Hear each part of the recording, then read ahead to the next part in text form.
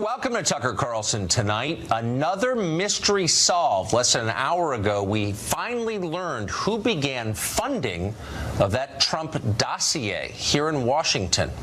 An amazing and maybe not surprising tale. We'll tell you in a minute. But first, the avalanche of propaganda continues here. You can tell when the Democratic Party's PR apparatus believes it has come up with an especially effective talking point, because suddenly you hear the exact same phrase from the lips of every media-savvy congressman and cable news hack on television, including on this show. The latest, you might have noticed, we certainly have, is opposition research. That's what Democrats are now calling the Trump dossier, that collection of lurid, unverified allegations that in some cases appears to have come straight from the Kremlin. Last month, Democrats told us that dossier was evidence of treason. It was grounds for impeachment. Well, now that it turns out that Hillary and the DNC paid for it, the whole thing is being written off as merely opposition research. Totally routine, no big deal. Move along, nothing to see here. Come on, why are you so uptight? We've heard the story 1,000 times. Right, not so fast. In fact, the Trump dossier is far from just opposition research. For almost a year, it has been the linchpin in a remarkable effort to overturn last year's election results. Information in that dossier, which in retrospect looks frankly very much like disinformation, flowed from Russia to the Hillary Clinton campaign and the headquarters of the Democratic Party. From there, it somehow made its way throughout the Obama administration to the FBI and various other law enforcement agencies and intel agencies as well. The Obama administration used the dossier's allegations to justify spying efforts against American citizens, including Trump associates. In other words, the entire investigation into Russia and Russia collusion, the one that has stalled our government and changed our foreign policy, all of it grows from the now discredited Trump dossier. It's hardly just a piece of opposition research. It's a history-changing document, and apparently a fraudulent one. So it's no wonder so many people are now lying about it. Maggie Haberman and Ken Vogel, the New York Times, report that Democratic officials repeatedly lied to them for more than a year, claiming they had nothing to do with the dossier. Neither the Hillary Clinton campaign nor the DNC reported their payments to the firm that compiled it, as they were required to do by law. And the lying continues to this moment. According to new reports today, both Clinton campaign chairman John Podesta and ex-DNC chairwoman Debbie Wasserman Schultz just last month told the Senate Intel Committee behind closed doors they had no idea who funded the dossier. They didn't know of any contractual relationship between the organizations they ran and Fusion GPS, the firm that put it together. Right. Not likely, actually. The DNC and the Clinton campaign combined paid more than $9 million to the law firm Perkins Coie for legal services, and it seems likely that Fusion was receiving the lion's share of that. We can't tell you exactly how much they were receiving because Fusion GPS has resisted congressional subpoenas of its financial records. Still, it seems almost certain to be a massive payoff, multi-millions of dollars. Were Wasserman Schultz and Podesta both so detached from the campaigns they were running in a presidential year that they had no idea where millions of dollars went? That seems absurd. Meanwhile, less than an hour ago, as we told you just at the top of this, another great mystery has been solved. The identity of the funder of the original Fusion GPS opposition research on the Trump campaign. Now, we've known for a long time it was an anti-Trump Republican. Now, according to a report by the Washington Examiner's Byron York, we know it was the Washington Free Beacon. That's a website funded by hedge fund billionaire Paul Singer and founded in part by Twitter celebrity Bill Kristol. That's where it all began. And we can promise you that not a single person in Washington is surprised by that. David Tafuri is a former State Department official. He advised the Obama campaign on foreign policy, and he joins us tonight. David, thank you.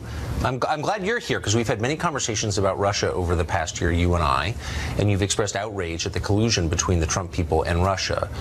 Now that we know that the Hillary campaign colluded with Russia, took information from Russia to affect the outcome of the campaign, are you as outraged? First of all, I never expressed outrage that there was collusion. I expressed outrage that Russia interfered in our election, which all of our intelligence agencies agree to, and I said that needs to be investigated. And if there is collusion, that's a very serious crime by the Trump campaign. So we know that the Russians gave information through a couple of cutouts to the Hillary campaign and the Democratic National Committee. to influence the election. So how is that different from what you just said? That's not what happened. Oh, how is that? The news that we learned this week is that Hillary Clinton funded Fusion GPS, but we already knew that a Democratic ally had funded it. That came out in October 2016. If you look at the Mother Jones article, which first published these allegations, it was clear then that a Democratic ally had funded this. So we just now know which ally, and it was the Hillary Clinton campaign. But what you're doing is tracing the genesis of the story. I'm asking you a factual question about what happened. Russia gave information to Steele, the former head of the Russia desk at MI6, who gave it to Fusion GPS, and then it flowed to the Hillary Clinton campaign and the DNC to influence the outcome of the election. So information from Russia was used to influence the outcome using Hillary as a conduit. And I'm just wondering, where's your outrage about that? That's not accurate. Well, how is that inaccurate exactly? Steele was hired to do opposition research, and as part of the opposition research, he talked to lots of people, not just Russians. He talked to people in Europe, he talked to people in the U.S. I'm certain he found sources, which is but what hold on, good intelligence agents do. So some of his sources were Russian. What he did? No, some of his sources were Russian sources. Okay, but I didn't say every. No, but I didn't say every source was Russian. I'm merely saying what we know from the public record and what the committee is in the process of learning is that information from the Russians, and that would be people associated with the Kremlin, the Russian government, found its way to the Clinton campaign. They paid for that information, and it was designed to influence the outcome of the election. So look, I'm just holding you to the standard that you set when you said this is undermining American democracy. This is hacking of an election. Why is it not the case here? Everyone should read the Steele dossier, and you will see there were many sources in the Steele dossier. But that was one of them. Not just Russians. Yes, but I'm Russians. not saying that it was the only one. But also people like Carter Page, who worked for Trump, was a source. I got it. His lawyer Cohen was a source. You're obscuring the point, and I think our viewers know that you're obscuring the point, and I think that you know that you're obscuring the point. Look, if it's wrong for one side to do it, it is wrong for any side to do it. You have evidence here that it happened on the Democratic side. There is no evidence that the Republican side did it. If there is, I will denounce it along with you. You're equating two things that are not equal. It is not wrong for opposition research to be conducted and for some of the sources to be Russian, to be the especially Russian government. So it's not. You don't have a problem with that. Suspicion is that Trump engaged in collusion with the Russians. Now let's remember one important thing. Wait a second. Tell me, no, just really quick. Why did Hillary not engage? I mean, it's an honest question. Why, given what we know now, that apparently the Hillary campaign and the DNC working for the Hillary campaign gave millions of dollars to get information from the Russians, how are they not colluding with the Russians? I'm missing this. I'm slow. There's nothing. There's no news that suggests they gave money to the Russians. They gave money to a British former intelligence agent who went around and collected information and paid money from to the Russians. We don't know that yet. Well, we don't know what he did.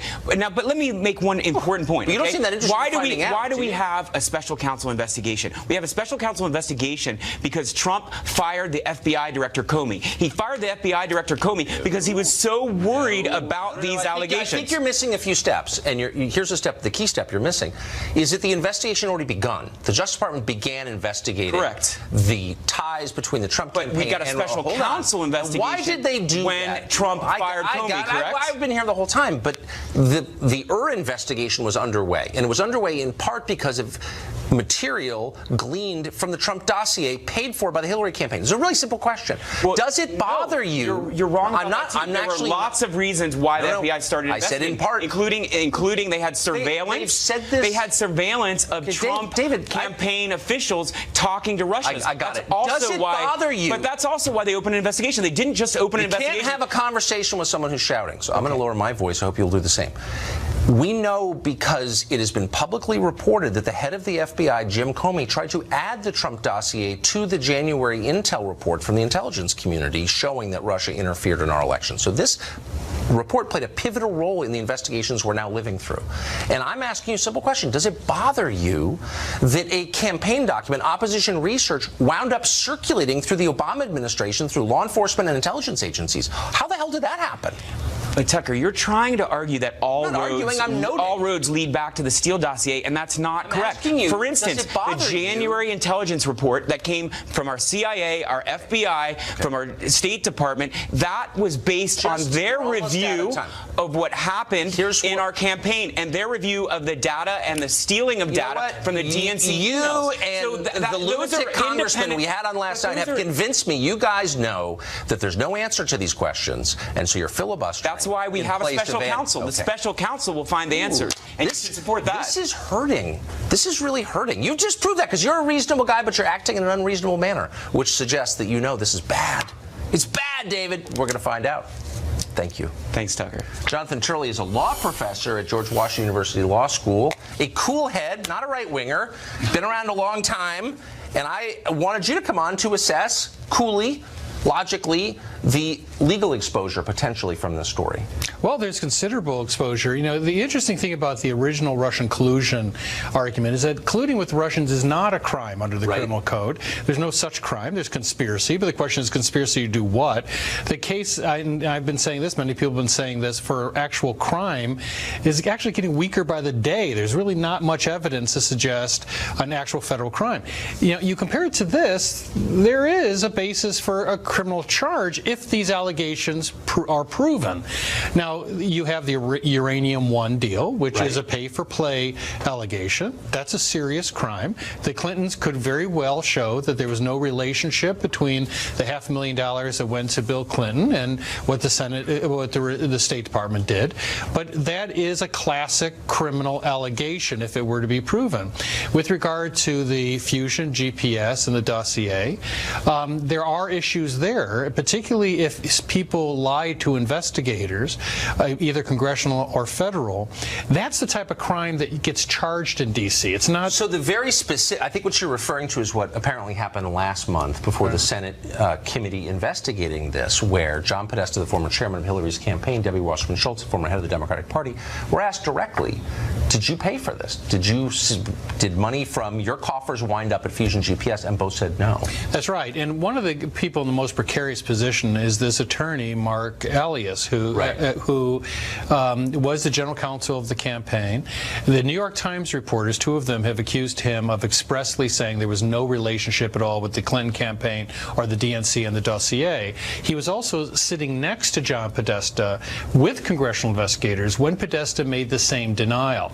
And that gets you into very difficult area of what's called 18 U.S.C. 1001. That's when false statements are given to federal investigators. And that has to be a concern. Doesn't mean that that crime occurred, but it's an obvious concern. Can you think of an alternative explanation? I mean, I will just take off the table the idea that the head of the campaign and the head of the party didn't know about millions being spent on opposition research. That's not a credible claim. Is there some other way they could explain their behavior before that committee? Well, that's what the investigators really have to look at. I mean, it's hard to argue that this isn't appropriate for investigation. There's serious questions here. It doesn't mean there's crimes, but there's serious questions. And it's also true that, you know, if you're investigating the Trump side for coordinating or colluding with Russians, this would seem to be an analogous situation. Now, having said that, the moral high ground in Washington has always been measured in millimeters. So, you know, I'm not too sure I'm going to cast aspersions or congratulations on either side. But that's always a safe bet, but yeah. So, but there are serious criminal allegations here that could potentially be moved on. So I think that both sides need to acknowledge that many people felt that after Comey was fired, there was a legitimate basis for the special counsel investigation. It's hard to deny that there's legitimate basis for the congressional investigation into Uranium One, into the dossier, to find out what these facts are. And if people lied in the course of that, that's the type of crime people get indicted for in Washington. So the neocons in D.C. hated Trump. And so apparently a bunch of them got together and funded this opposition research that became the Trump dossier, the Washington Free Beacon, and all the people associated with it. Is there any legal questions around that? Well, frankly, I don't see the crime in gathering evidence, even from foreign sources, any more than I did with Trump and the allegations on that side. Where you get into some serious problems is if you're trying to acquire classified information or if you are encouraging the theft of information or the hacking of systems. those can be charged as a crime. But in terms of gathering information, as you know, that's a long-standing practice in Washington, D.C. Sounds right to me. But what you really have to look for are people that may have given false information on investigations, and that's what prosecutors start with, because those are people that can be easily charged. Right. This is how Martha Stewart wound up in federal prison. Jonathan Shirley, thank you. Thanks, Tucker. Peter Schweitzer literally wrote the book on Uranium One, Clinton Cash.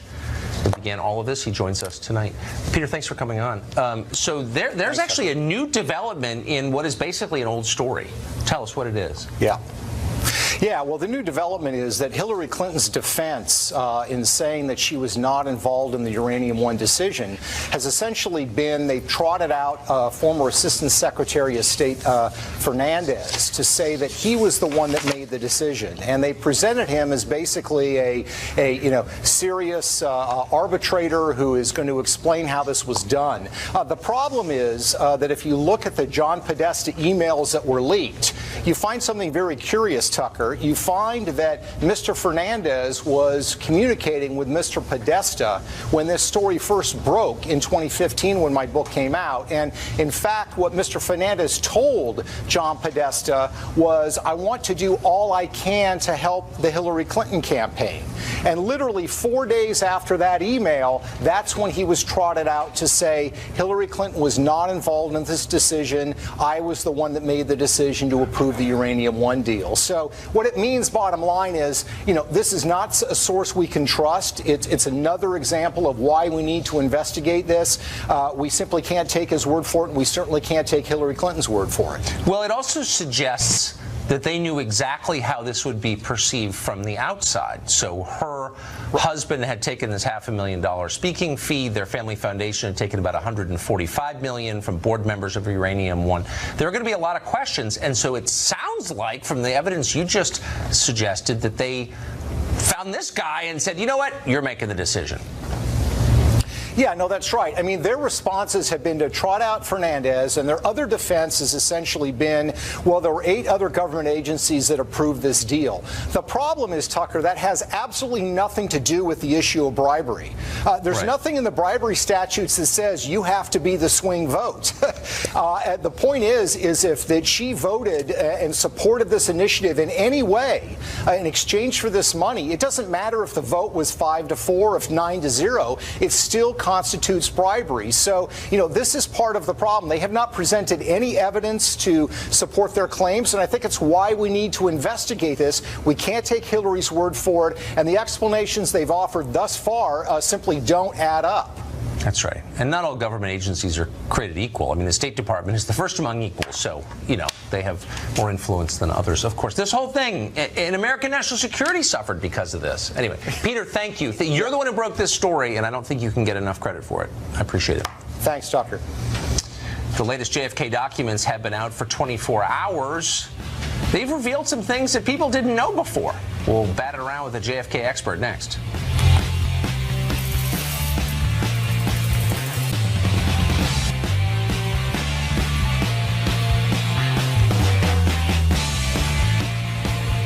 Almost 3,000 documents related to the Kennedy assassination were released last night. Some were deliberately withheld yet again 54 years later, as the CIA and other unnamed agencies seek redactions because you're not allowed to see it.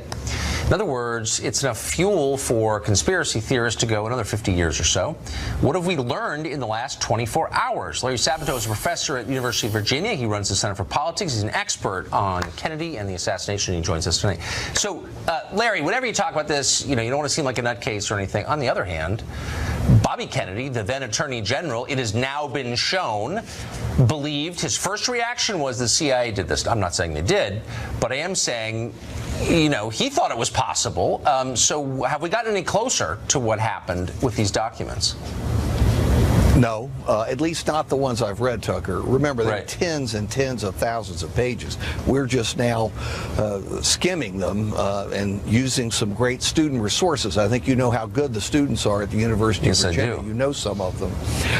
So we're looking for new material. We found some nuggets that are very, very interesting, but I don't think it's changing the course of history. It isn't rewriting the Warren Commission. It isn't changing the general thrust of the evaluation of this assassination over many, many years. Well, so what have we learned? Well, I'll give you a couple of examples. I've tried to understand Lee Harvey Oswald. I've Right. read a great deal about him.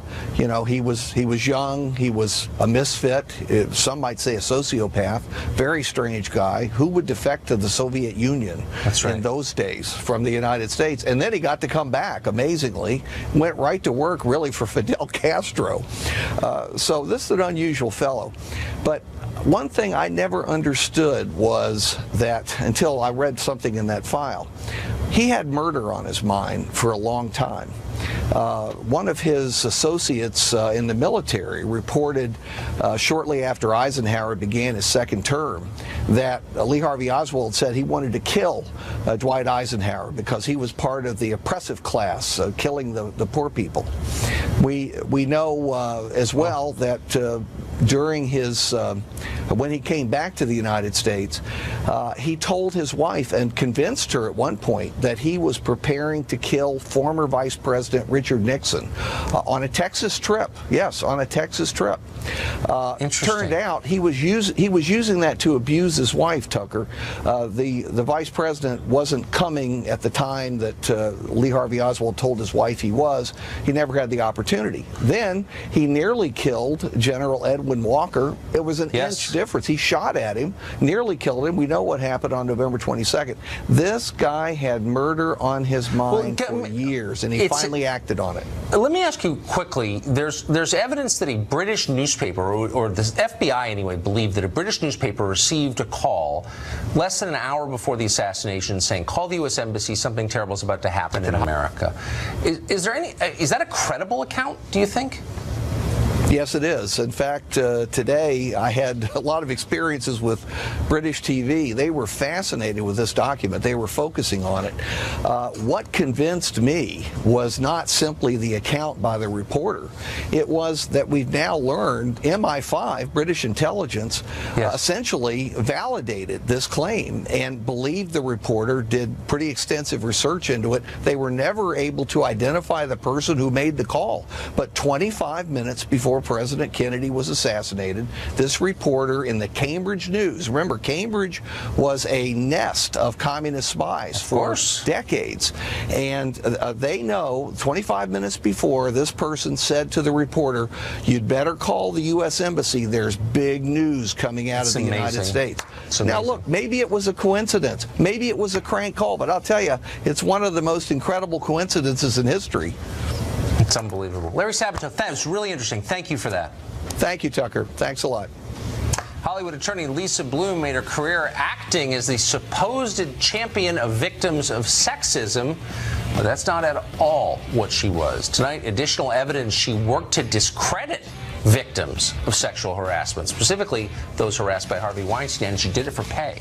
We've got details next. That Hollywood ambulance chaser and fake feminist Lisa Bloom worked to discredit numerous women who claim sexual harassment at the hands of Harvey Weinstein. Trace Gallagher is in Los Angeles and has the details to this amazing story. Hey, Trace. Hey, Tucker, critics have called Lisa Bloom a mercenary scavenger who spent decades posing as an advocate for vulnerable women exploited by the powerful. Her decision to defend the very powerful Harvey Weinstein raised eyebrows, including her mother's, Gloria Allred, who condemned the arrangement. But now we know Bloom wasn't just defending Weinstein. She reportedly was willing to ruin his accusers in the process. The Daily Beast is reporting that earlier this year, Lisa Bloom called Ronan Farrow, who was in the middle of his Harvey Weinstein investigation and offered to share opposition research on the sexual history of Weinstein accuser Rose McGowan. And the Daily Mail says at the time, Bloom did not disclose that she was defending Weinstein. Other reports say Bloom also investigated compromising information on an Italian model who not only accused Weinstein of assault, but helped New York police get an audio tape of Weinstein admitting assault. Speaking of audio, TMZ says Bloom also tried to secretly record at least one of Weinstein's alleged victims. Bloom says she resigned from representing Weinstein after learning of his sexual misdeeds and cannot comment further, citing attorney-client privilege. Tucker. What a shame, Trace. It'd be great to know more. Thank you for that. We're joined now by our old friend, Fox Chief Washington correspondent James Rosen, who's got some information on the very real effect of sanctuary cities, those that are refusing to cooperate to enforce immigration laws. James? Tucker, good evening. Two of America's biggest so-called sanctuary cities are tonight defying pressure from the Justice Department to begin cooperating with federal immigration authorities. New York City Mayor Bill de Blasio and Philadelphia Mayor Jim Kenney informed DOJ today they have no intention of providing information by Sunday's imposed deadline to prove they are not impeding federal immigration enforcement. Justice has threatened both cities with a cutoff of millions in federal grants. Officials with U.S. Immigration and Customs Enforcement, or ICE, say the enforcement posture of sanctuary cities is indeed endangering citizens in those communities, and they point to several recent examples. In late August, Neri Israel Estrada Margo, a 38-year-old undocumented immigrant from Guatemala, reportedly turned himself in to local authorities in Sonoma County, California, after he allegedly beat his girlfriend to death. Margos now faces murder charges. The same man had been jailed for beating the same woman all of 2 weeks earlier. ICE said Sonoma County gave federal agents 16 minutes notice before setting the man free. And then there is the case of Mario Granados Alvarado, a 19-year-old undocumented immigrant from El Salvador with multiple arrests. ICE officials say Granados Alvarado in April broke into an unmarked police car in Montgomery County, Maryland, and stole an AR-15 rifle and ammunition. He was arrested within days. ICE filed a detainer, but Montgomery County reportedly let the man walk after he posted $2,000 bond. He was later arrested, Tucker, by ICE agents again. It's amazing. It's amazing to see the details of this. Normally we speak only in terms of broad slogans. Thank you, James, for that. You bet. Fascinating. Nicole Malliotakis is the Republican who is challenging Bill de Blasio in the mayor's race this year. She says in the past 4 years, Mayor de Blasio has effectively put the city up for sale. Nicole Malliotakis joins us tonight. Nicole, thanks a lot for coming on. Thank you. So can you be more specific in your allegations against Mayor de Blasio? Well, if you read the headlines of the New York Post and the Daily News today, it is said that during testimony with a unrelated corruption trial, that one of those who testified is a donor of Bill de Blasio, says that he bought the mayor for $189,000 and that he had the mayor whenever he wanted his attention, whenever he needed assistance, and he got special treatment out of City Hall. And this is not the first time we're hearing about something like this. We see here in New York City where property is being leased off to developers who are building luxury condos, and those developers either bundled tens of thousands of dollars for the mayor, or they're lobbyists who have bundled tens of thousands of dollars for the mayor and have also seen projects such as a deed restriction lifted from a healthcare facility in Lower East Side of Manhattan. None of that is surprising to people familiar with New York, but it's upsetting nonetheless. I wonder, I've worked around in New York on and off for many years, and I wonder if you've noticed what I have, which is that there are thousands and thousands and thousands of people living on the street in New York, more people living on the street than I've ever seen in decades. Is this partly due to the mayor's policies? I didn't notice this before, and what would you do about it? It is partly due to his policies, diminishing policies that were put in place by the previous mayors. The mayor has basically ignored the city of New York, and we have seen a decline in the quality of life with homelessness, with a transit crisis. The mayor is out campaigning with Elizabeth Warren. He has Bernie Sanders coming to town on Monday. He clearly has an agenda to run nationally for president of the United States, and at the same time, the people of New York City are suffering. And my plans to tackle homelessness and mental illness are on my website at nm2017.com. But we got to get serious about the issues that are plaguing this city. The people of New York deserve better. We are being asked to shell out a tremendous amount of money in taxes, property taxes in particular. Even he's benefiting from the system here in New York, where his district pays the least effective property tax rate. So he and his millionaire friends and donors are getting a lot in terms of benefits, and the people of New York City continue to struggle paying more taxes and not getting results. Here's my confusion quickly, is that private sector businesses in New York despise de Blasio, he despises them. Are they behind you completely? They seem very passive in the face of de Blasio, like there's really nothing we can do. Have they swung behind your campaign to unseat this guy? We're getting a lot of support, and every day, the more he opens his mouth and revelations like pay to play come, we are getting more support from around the country. We can defeat Bill de Blasio November 7th. We need the help from around the country to stop his national agenda, which is very dangerous to our city and the nation as well. It seems that. I hate to say I don't want to be partisan. I agree with you, Nicole. Thanks for coming on tonight. Thank you. Good to see you. Well, an FBI agent infiltrated terror groups over a period of years. They believed he was one of them. An amazing life in the shadows. He joins us next to tell us what he saw.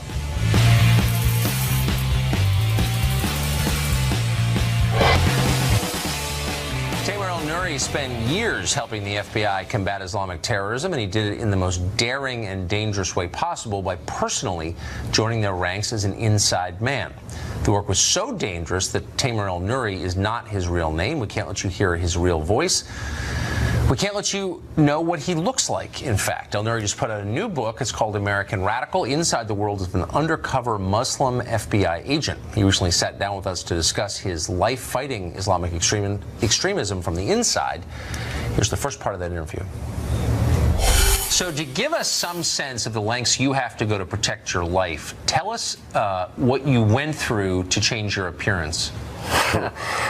It was quite the process, actually.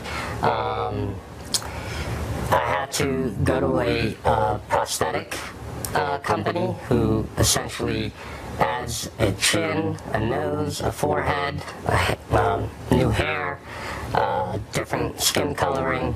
It's, as you can tell, it's a little bit hard sometimes to move my mouth to properly enunciate, but at the end of the day, I'm sitting here looking like this, so it's a good thing. Yeah, no worse than Botox. So, in your book, you describe how, and I don't think you're bragging, I think it's real, how completely fooled the extremists you lived among were by your cover. How did you convince them that you were one of them? I study them. I mean, it's how do you make friends, Tucker? Day to day, naturally. The proper evolution of a relationship. Yes. You just try to inject yourself, create the proper persona, we call it a legend, into that individual. But again, I get to cheat because I study their pattern of life, what they do, what they don't do, what they eat, what they don't like to eat, where they go, what they do. I jokingly say when they're not being jihadi. Right. The human contact. Once I have that, it's really not that hard to craft my legend, to be able to insert myself into their lives, to be able What to are some of the tells? I was struck in reading it how little even those of us who kind of read the news every day know about the people who commit or try to commit acts like this, what they're like personally, what they believe. What about them is different in the way that they live? Everything they do is extreme. And that's, I guess, where the term extremism comes from. Yeah. So that's, in and of itself, doesn't make you a terrorist, but it's a red flag for me. It's multiple indicators, and that's what I tried to highlight in American Radical, is it's not just for law enforcement and the intelligence community anymore to be able to know, to be able to distinguish between a radical individual and a mainstream Muslim. I think it's imperative for us as a country to be able to defeat this enemy, to actually have a better understanding of what makes them tick. And there's multiple indicators. One, in and of itself, doesn't make you a terrorist, but when they all start to add up, you want to look behind the curtain. So what, I mean, the most obvious question, what motivates them? Why are they angry enough at America that they want to kill Americans, in some case lose their own lives? Complete and utter disregard for religion, but they take what they feel is an interpretation of how to defend yourself. For example, the best way to describe it to you is Shahab's interpretation. Every major religious text, Tucker, has ways to defend yourself and so on and so forth, and sometimes those wording can obviously be harsh, for lack of a better term. But they take it and they would say, for example, that Shahab says that every taxpayer in the United States is supporting a government that's occupying Muslim lands, and these governments are suppressing the proper military, so they can't defend themselves with a proper military force. So this is the only way to defeat them, is with terrorism. Strike from within, because they view it as a tool of war. It's an absolute desecration. It's not the proper interpretation of any religion, let alone Islam. So that is another indicator and yet a justification. Did you become close to these guys? How did you feel about them? I hate every one of them, obviously, but my trick, and others like me that do this, is I latch on to something human in that. Yes. In Shahab's case, for example, here he is a brilliant, world-renowned scientist on the precipice of curing infectious diseases. What he offered to humanity was so wonderful. The way he spoke to his mother, the way he supported his siblings financially. Those human parts of him is what I latch onto in order to at least be believable. So I didn't look at him with contempt and disgust every time we had a conversation or we traveled together. It's just so striking that a guy like that, who's not a loser, who's now in prison, but a guy like that would devote his life to killing Americans. It's just, that's not the profile we've come to expect. And you know what, Tucker? That's one of the main reasons why I wrote this book, is Shahab Asghai's story, his radicalization. How do you go from mainstream on your way to being, within 2 years, one step removed from Ayman al-Zawahiri, the leader of al-Qaeda? Yes. That fascinated me because of the fact that I work in counterterrorism, but I think it's a deep dive into that terrorist mindset that all Americans should understand. To answer all the questions that you're asking me now, why do they hate us? How do they go from hello to oh my God? Up next, Brian Kilmeade of Fox and Friends is up late. He joins us in the Friend Zone to talk about Andrew Jackson, one of the most amazing American presidents. Stay tuned.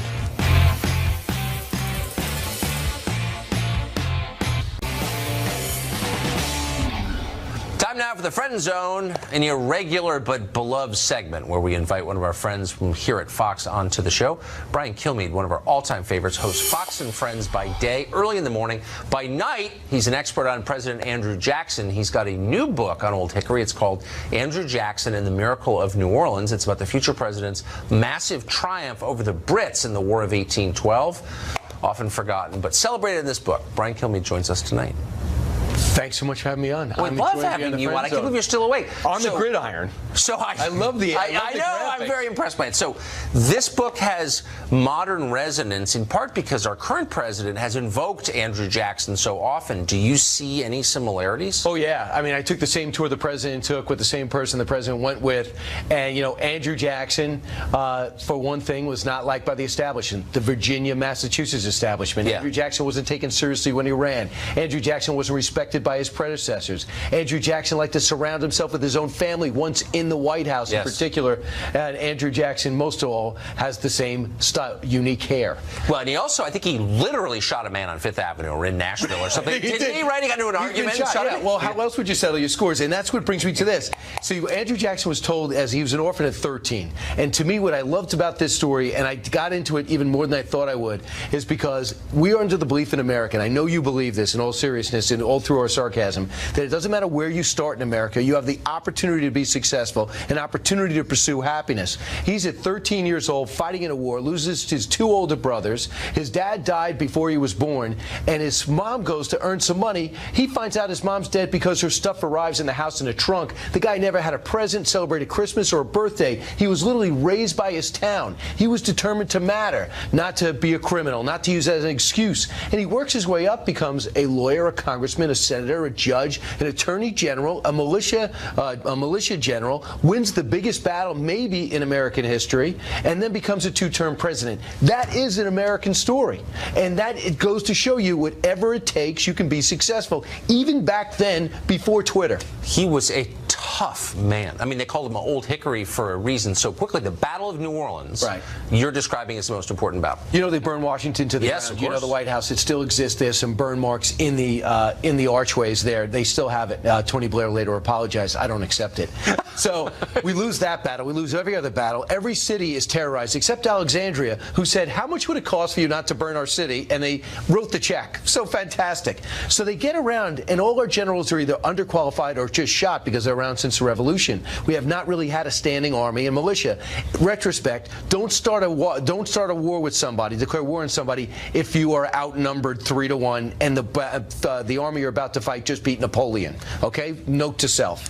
However, Major General Andrew Jackson wants revenge because he hates the British. They wiped out his family. He also bleeds red, white, and blue. He gets his militia of 1,400, and everywhere he goes, whether it's the Creek Indians or whether it's the Spanish in Florida or whether it's the British down south, he takes them on and wins. But he knows the ultimate destination is to stop the Mississippi, get the Mississippi, and stop America from growing. They feared what we have become, which is a superpower, an economic marvel, a democracy who rotates people and votes and gives people voice. If you're in the king and queen business, it's not great to see a democracy take root, right? Because you don't usually win votes if you're a king. Elect me, I'll stay for a lifetime, even if I'm 12. Lovely system. So outnumbered 2-1, outgunned, with an army put together in 3 weeks, we defeat the army, Wellington's Invincibles, that defeated Napoleon. We beat him in 45 minutes, and it's because of the leadership of Major General Andrew Jackson and the fearlessness of a truly American army put together with free people of color, Indians and pirates. You should be proud to be an American. This is your third book. They've sold huge numbers, and there's a reason why you just saw it. Brian Kilmeade, thank you. Thanks so much. Congratulations. And to you. There's more. Before we get to Hannity, we'll be right back.